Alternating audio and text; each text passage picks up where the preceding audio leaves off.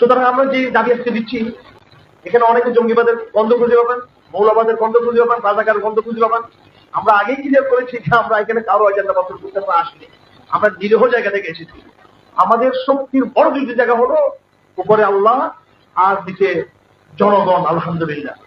এবং এই মহান আল্লাহর সাহায্য নিয়ে আর জনগণের এই ইমানের খ্যাত নিয়ে বাংলাদেশে অবশ্যই বিপ্লবের ধারাবাহিকতা আমরা অব্যাহত রাখবো এবং চূড়ান্ত আর একটা বিপ্লব হবে ইনশাআল্লাহ। কথা পরিষ্কার। আল জমি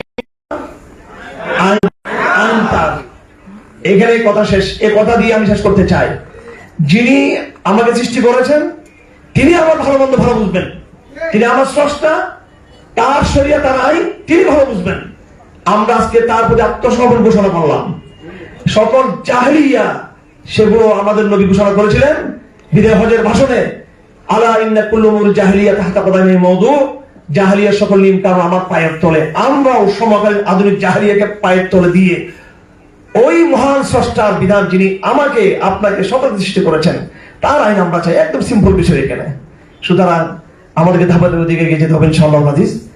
আপনারা সকলে টেকনাফ থেকে তেঁতুলিয়া পুরো বাংলাদেশ আপনারা তৌহিদের দুর্গ গড়ে তুলবেন, আপনারা ইমানের পাঠচক্র গড়ে তুলবেন।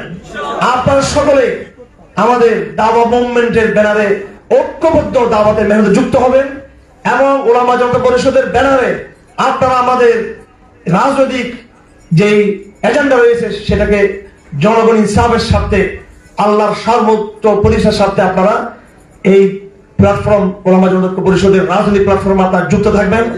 আমরা আগে বলেছি এটা কোনো নির্বাচনমুখী ক্ষমতামুখী কোনো পাওয়ার গ্রুপ নয়, এটা হলো একটা গুরুত্বপূর্ণ পলিটিক্যাল প্রেসার গ্রুপ বলতে পারেন আপনি। আমরা পলিটিক্যাল শব্দ যুক্ত করতে চাই না, আমরা বলতে চাই এটা প্রেসার গ্রুপ। ইনশাআল্লাহ এই বাংলাদেশের রাজনীতি অবশ্যই জনগণের যেই ইমানি চেতনা, ওই চেতনার ভিত্তিতে ইনশাআল্লাহ আগামীদের গতিপথ ঠিক হবে ইনশাআল্লাহ আজিজ। আমরা ক্ষান্ত হব না যতদিন পর্যন্ত আল্লাহর দেওয়া শরিয়া যে ইনসাফ মানব জাতির জন্য তিনি ফয়সালা করেছেন সেটাকে যতক্ষণ আমরা বাস্তবায়ন করতে না পারি ততদিন পর্যন্ত আমাদের এই সংগ্রাম ইনশাআল্লাহ অব্যাহত থাকবে। সকলকে ধন্যবাদ।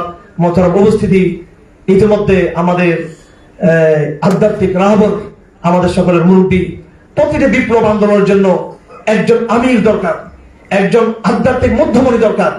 আমি বাংলাদেশে বারবার বলে আসছি, এমআরআ জমার কথা বলে আসছি।